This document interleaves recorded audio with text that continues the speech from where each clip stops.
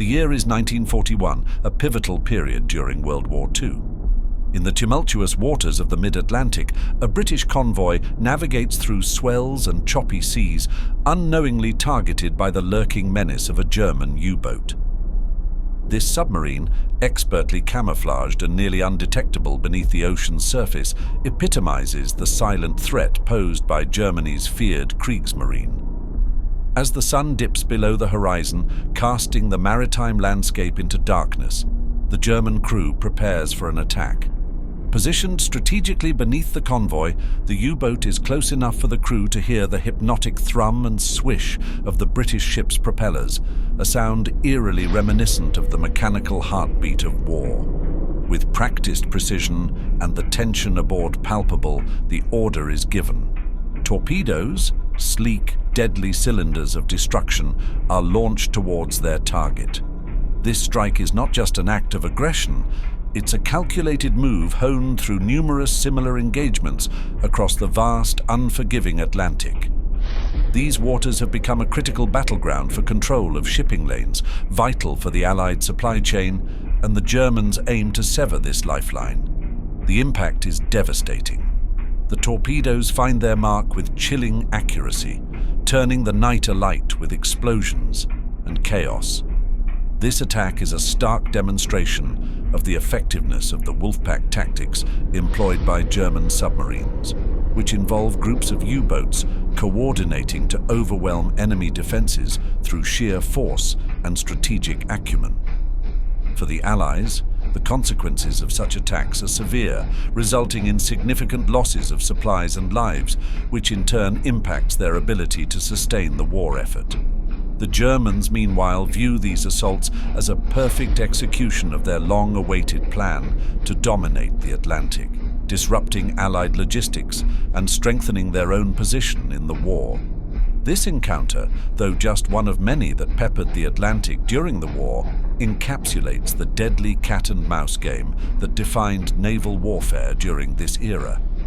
It highlights not only the strategic importance of submarine warfare, but also the immense human costs that each torpedo carried through the dark waters of the mid-Atlantic.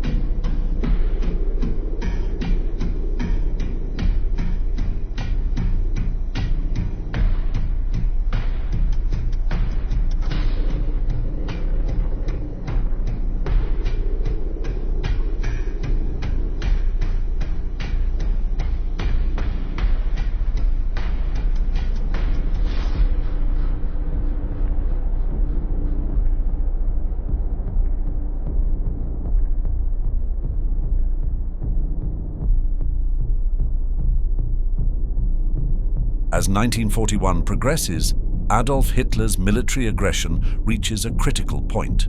His Luftwaffe, the aerial warfare branch of the Wehrmacht, unleashes a devastating campaign against the United Kingdom. Known as the Blitz, this strategic bombing assault focuses particularly on London, with the city suffering under a relentless barrage that peaks in intensity. Night after night, from September 1940 through May 1941, German bombers traverse the English Channel to deliver their deadly payloads. The Luftwaffe drops thousands of incendiary bombs designed to ignite fierce fires, alongside high-explosive bombs that devastate buildings, infrastructure, and civilian areas. The British capital witnesses some of its darkest hours as entire blocks are consumed by flames, historical landmarks are damaged, and civilians are forced into nightly vigils in air raid shelters or the underground stations converted into makeshift refuges. Amid the havoc wrought by these air raids, British Prime Minister Winston Churchill faces a beleaguered nation struggling to withstand the German onslaught. In an effort to strengthen Britain's resistance and secure a turning point in the war, Churchill seeks the support of the United States. Throughout this period, he engages in extensive correspondence and diplomatic discussions with President Franklin D. Roosevelt, imploring him to join the war against the Axis powers. The Axis powers, comprising Nazi Germany, Fascist Italy, and Imperial Japan, appeared formidable and virtually unbeatable on the European front. By this time, these nations had already made significant territorial gains. Germany had overrun much of Western Europe, Italy had expanded its influence in the Mediterranean, and Japan was aggressively extending its reach across East Asia. Amidst this backdrop of Axis expansion, Adolf Hitler planned an ambitious military campaign that would become a turning point in World War II. He amassed a colossal force of about 3 million troops along the Soviet border, setting the stage for Operation Barbarossa, the code name for the Nazi invasion of the Soviet Union. Launched on June 22, 1941, this operation was not only the largest military invasion in history in terms of manpower and casualties, but also a brutal attempt to decimate and subjugate the Soviet population. Operation Barbarossa was characterized by unprecedented scale and ferocity. It involved multiple army groups striking simultaneously across a broad front, stretching from the Baltic Sea in the north to the Black Sea in the south. The operation's initial phase was marked by rapid advances. German forces utilized blitzkrieg tactics, employing coordinated attacks by armor, infantry, and air forces to break through enemy lines and encircle vast numbers of Soviet troops. The strategic goals of Barbarossa were multifaceted. Hitler aimed to eliminate the Soviet Union as a military power, seize its natural resources, and secure Lebensraum, or living space, for the Aryan race. Moreover, the campaign was marked by extreme brutality, including the widespread execution of civilians and prisoners of war. The Einsatzgruppen, or mobile killing units, followed the army to conduct mass shootings, primarily targeting Jews, communists, and other groups deemed undesirable by the Nazi ideology. This invasion ultimately stalled at the gates of Moscow in December 1941, due in part to fierce Soviet resistance, strategic miscalculations, and the harsh Russian winter. The failure of Operation Barbarossa marked a significant turning point in the war, leading to a prolonged conflict on the Eastern Front and setting the stage for the eventual downfall of the Third Reich.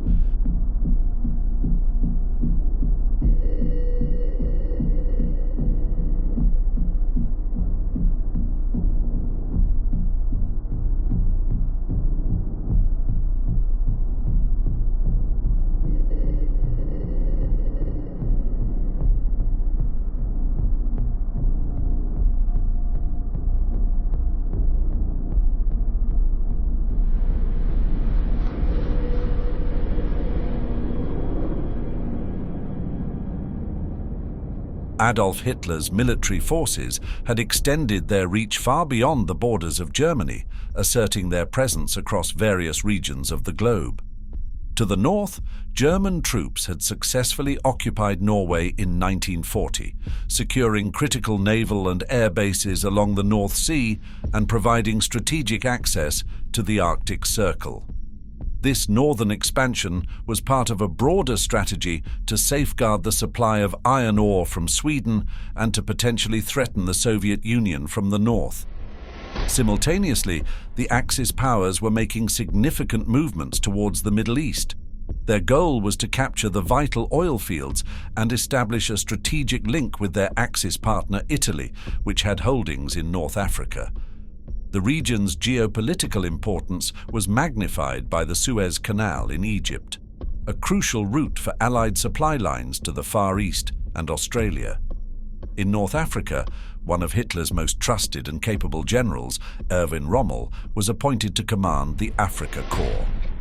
Rommel, often referred to as the Desert Fox for his cunning tactics, was tasked with a critical mission: to push the British forces out of Libya and Egypt. His arrival in North Africa in February 1941 marked the beginning of a series of aggressive military campaigns against the British-held territories. Under Rommel's leadership, the Afrika Korps achieved rapid success, reinvigorating the Axis campaign in the region and pushing the British eastward toward Egypt. The local populations in these areas found themselves caught in the crossfire of a broader geopolitical struggle. While there was resentment and resistance among some groups against the British colonial rule, the arrival of foreign Axis troops did not necessarily translate into support for the Germans or Italians.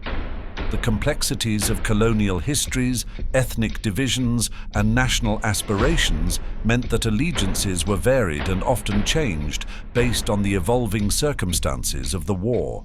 The spread of Hitler's forces into these diverse and strategically important regions not only highlights the global ambitions of Nazi Germany, but also underscores the widespread impact and disruption caused by the war, affecting countless communities and altering the course of many nations' histories.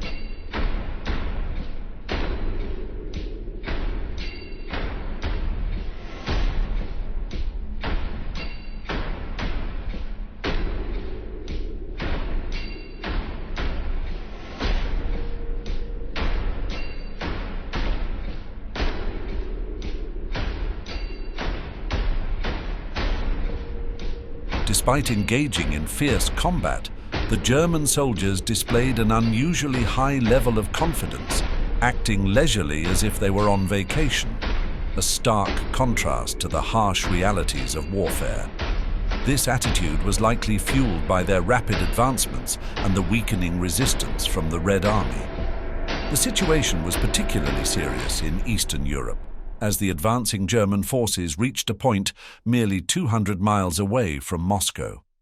The proximity to the Soviet capital marked a critical phase of the German invasion, reflecting both the peak of German success and the immense pressure on the Soviet defenses.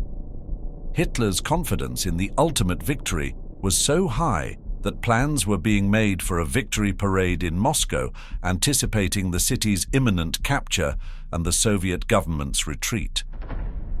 This period illustrates the initial high points of the Nazi invasion, before the harsh Russian winter and stiffening Soviet resistance began to turn the tide of the war.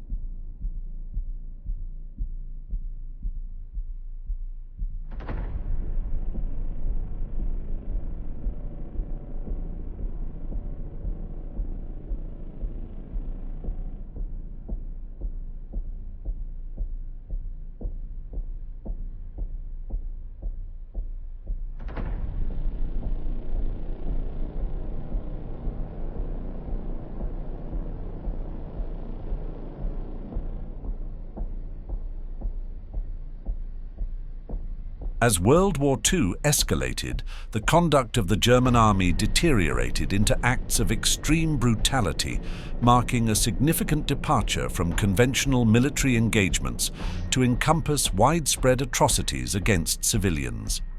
The German forces, following directives from Adolf Hitler and other high-ranking officials, increasingly viewed and treated the civilian populations in occupied territories as less than human. This dehumanization was a cornerstone of the Nazi ideology, which categorized certain ethnic groups as inferior and legitimized their persecution and extermination.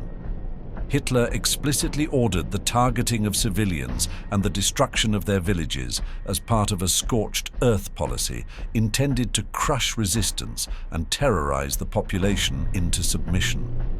These orders were carried out with chilling efficiency. One German commander recounted the process in stark detail, describing how his troops would systematically douse houses with gasoline, scatter straw to ensure the flames caught quickly, and then ignite the structures, destroying them one by one. This tactic was not isolated, but part of a broader strategy of terror that included mass executions, the destruction of entire communities, and other war crimes, contributing to the immense human suffering experienced during the war and leaving a lasting impact on the collective memory of the affected regions.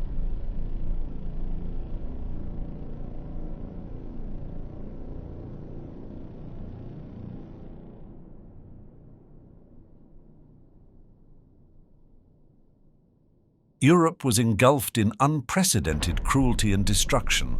British Prime Minister Winston Churchill made a critical journey across the Atlantic to seek support from the United States. This move was driven by a desperate need for assistance as Britain and its allies faced the daunting military might and brutal tactics of Nazi Germany. Churchill met with US President Franklin D. Roosevelt for a clandestine 4-day conference.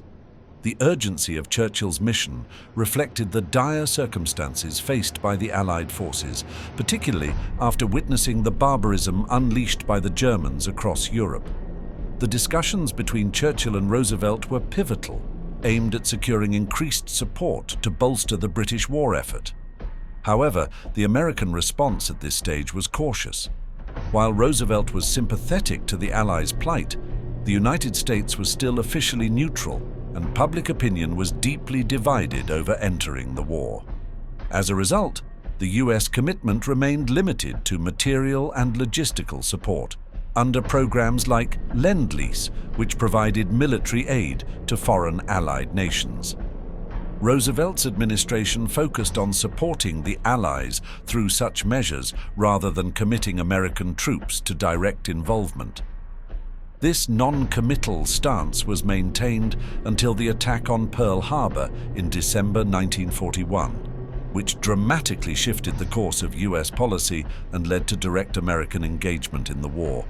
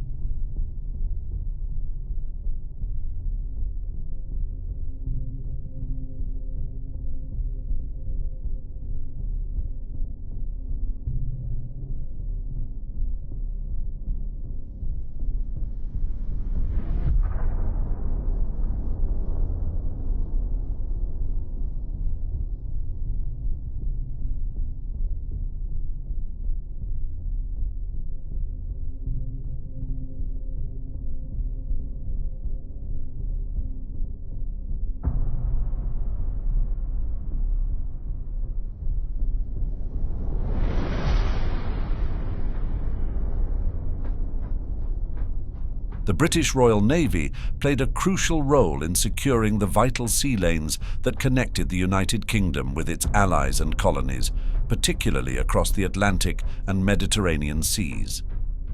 The responsibility of protecting these convoys from German U-boats and aircraft was monumental, as these supply routes were lifelines for military and civilian supplies, essential for sustaining the war effort. The HMS Barham, a Queen Elizabeth-class battleship, served as a key asset in the Royal Navy's fleet, symbolizing British naval strength and capability. However, the harsh realities of naval warfare were starkly highlighted when the HMS Barham was catastrophically hit. The ship was ambushed and struck by multiple torpedoes, an attack that likely came from a German submarine. The torpedoes caused massive explosions, and the ship suffered catastrophic damage almost instantly. The scene as the HMS Barham capsized was one of profound chaos and horror. Survivors were thrown into a desperate struggle for life amidst the frigid waters, smoke and oil leaking from the sinking ship. The suddenness and scale of the disaster left many in shock, barely able to comprehend the magnitude of the catastrophe as they witnessed their ship, a symbol of their naval prowess, turn over and sink. This event not only highlighted the vulnerability of even the most powerful warships, but also underscored the relentless danger of naval warfare in World War II, where the threat of submarine attacks was a constant and formidable challenge.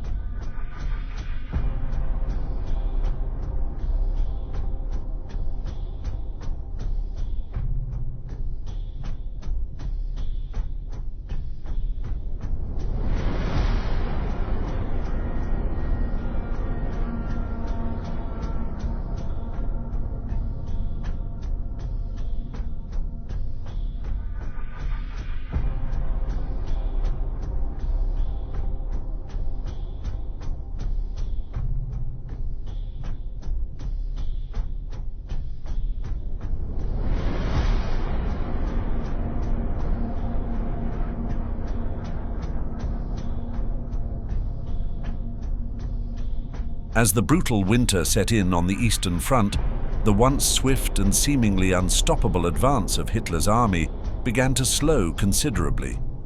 The severe cold and difficult terrain significantly impacted the German military's operations, exacerbating logistical challenges that had been manageable during the warmer months. The supply lines, crucial for delivering food, ammunition, and other essential supplies to the front lines, struggled to keep up with the demands of the army spread across vast and hostile territory. This logistical breakdown not only hampered the combat effectiveness of the German forces, but also contributed to the worsening conditions for both soldiers and civilians. Despite these challenges, the atrocities committed by the German army continued unabated. The harshness of the warfare was reflected in the ruthless treatment of Russian prisoners of war.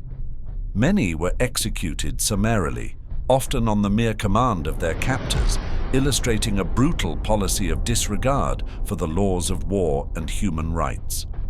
These acts were not isolated incidents, but part of a systematic approach influenced by Nazi ideology, which viewed Slavic peoples as inferior and justified their brutal treatment as part of the racial war Hitler had envisioned. The continuation of such war crimes, even as the German military faced setbacks, underscored the particularly savage nature of the conflict on the Eastern Front. It was characterized by not just military confrontation, but also by a deep-seated ideological enmity that led to some of the most heinous crimes committed during the war.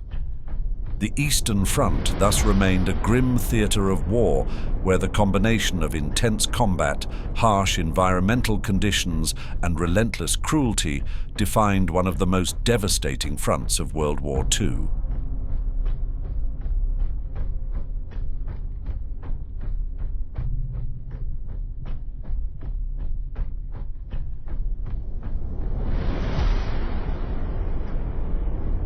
As 1941 drew to a close, the situation on the Eastern Front of World War II reached a critical juncture. German forces, having made significant advances earlier in the year, were now hammering at the outskirts of Moscow, the capital and symbolic heart of the Soviet Union. This intense assault brought the German army perilously close to capturing Moscow, placing immense pressure on the Soviet war effort. Amidst this dire situation, Soviet leader Joseph Stalin, usually a prominent public figure, conspicuously vanished from public view. This absence likely contributed to rumors and uncertainty, both within the Soviet Union and internationally, about the stability and continuity of Soviet leadership. The disappearance of such a central figure at a crucial moment added to the sense of crisis enveloping the Soviet war effort, which seemed to be teetering on the brink of collapse. In response to the escalating threat, a critical meeting was convened deep within the Moscow subway system, which served as a bomb shelter and a makeshift command center during the German bombardment. This setting, underground and secure from the chaos above, underscored the grave nature of the situation. It was here that Soviet commanders and political leaders made pivotal decisions to rally their forces and organize a counteroffensive. This meeting marked a turning point. Energized by the urgency of defending their capital and spurred by Stalin's eventually re-emerging to rally the troops and populace, the Red Army began to fight back with renewed vigor. The Soviet response included deploying fresh reserves, restructuring their forces, and launching counterattacks that utilized the harsh winter conditions to their advantage. This shift in tactics and the resilience displayed by the Red Army and the Soviet people gradually halted the German advance and set the stage for the grueling and protracted struggle that would eventually lead to significant Soviet victories on the Eastern Front.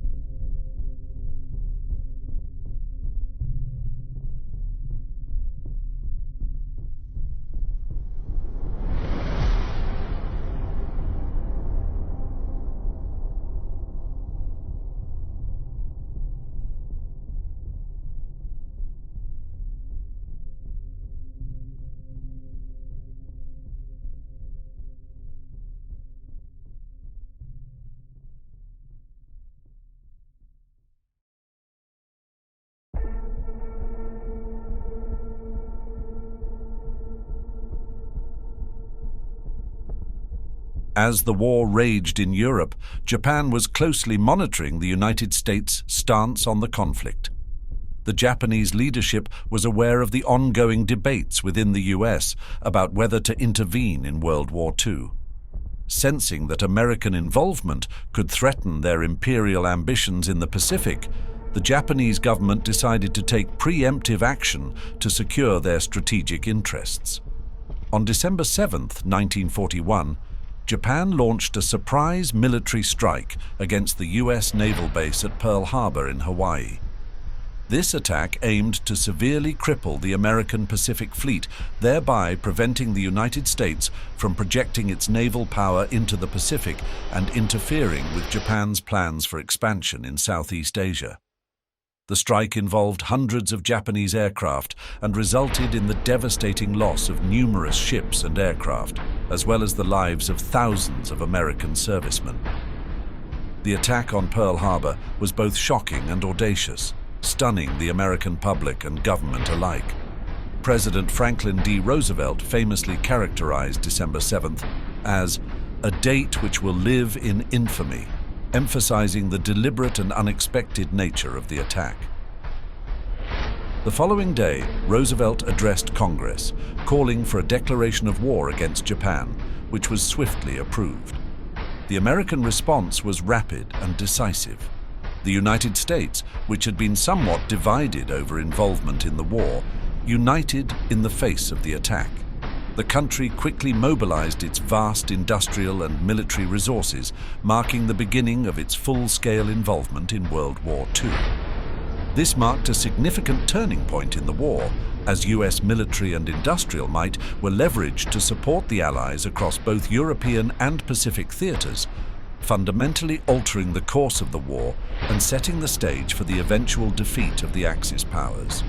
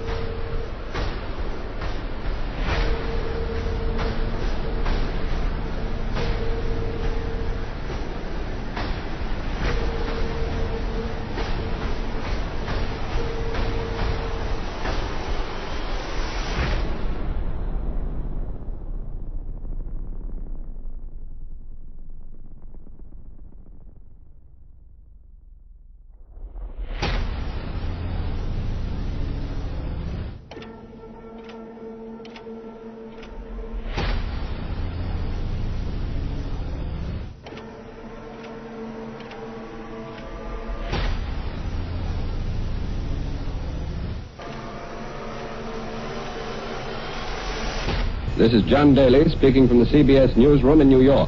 Here is the Far East situation as reported to this moment. The Japanese have attacked the American naval base at Pearl Harbor, Hawaii, and our defense facilities at Manila, capital of the Philippines. The first disclosure of this news was made by Presidential Secretary Stephen Early by telephone at approximately 2:25 in Washington. I read the text of this historic announcement at a little after 2:30.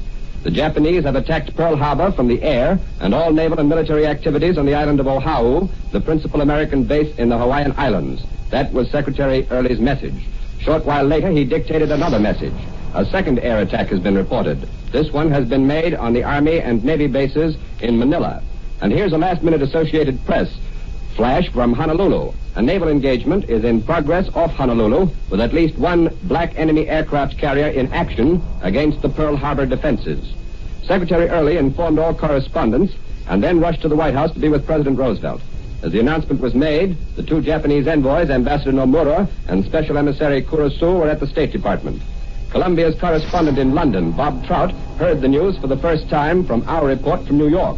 Up to that moment, or very shortly before then, the British capital had not been informed of the Japanese attack on the Hawaiian Islands and on Manila. In view of Prime Minister Churchill's recent pledge that a British declaration of war on Japan would follow almost immediately upon the outbreak of war between Japan and the United States, a British announcement is expected soon. Columbia's correspondent, Ford Wilkins, was put on the air in CBS's regular 2:30 news program on Sunday afternoon from Manila. He was cut off the air suddenly while he was talking about air raid shelters, possibly because of censorship. In communication with Columbia's radio station, KGMD in Honolulu, we heard here in New York that the Pearl Harbor base had been attacked and anti-aircraft fire was heard. A telephone message to the United Press from Fort Schaefer in Hawaii said that 50 planes attacked the island of Oahu. The planes were officially described so far as unidentified in these messages, although later reports that have come in from the press associations definitely identify at least 2 of these planes as carrying the emblem of the rising sun, the emblem of Japan.